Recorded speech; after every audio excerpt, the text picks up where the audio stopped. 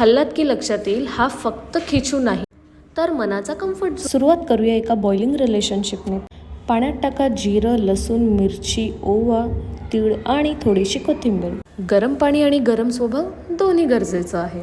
आता टाकून घ्या झणझणीत असे घरातले मसाले म्हणजे हळद, तिखट, थोडंसं हिंग आणि छान असं एक उकळी काढून घ्या. आता टाका तांदळाचं पीठ. हो, एकदम साखरपुड्याच्या वेळेसारखं न हलवता शांत बसवा. आता करा नीट मिक्स. गरम आहे पण हातात नीट बसतो, अगदी आयुष्याच्या समस्यासारखं. आता याला तुम्ही तुमच्याप्रमाणे आकार देऊन घ्या. मी इथे त्याला छान असं मऊ मळून घेतलेलं आहे आणि त्याला गोल आकार देऊन कट्स करून घेतलेला आहे. आणि आता याला मी छान असं स्टीम करून घेणार आहे 10 मिनिटासाठी.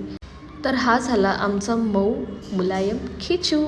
आता फोडणीशिवाय काहीच झणझणीत लागत नाही बरं का. तडका देताना आवाज आला पाहिजे.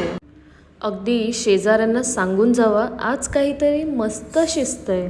फोडणी टाका, वरून तिखट फेकून द्या आणि कोथिंबीर. फॉलो करा अशा भन्नाट घरगुती आणि मजा देणाऱ्या रेसिपींसाठी.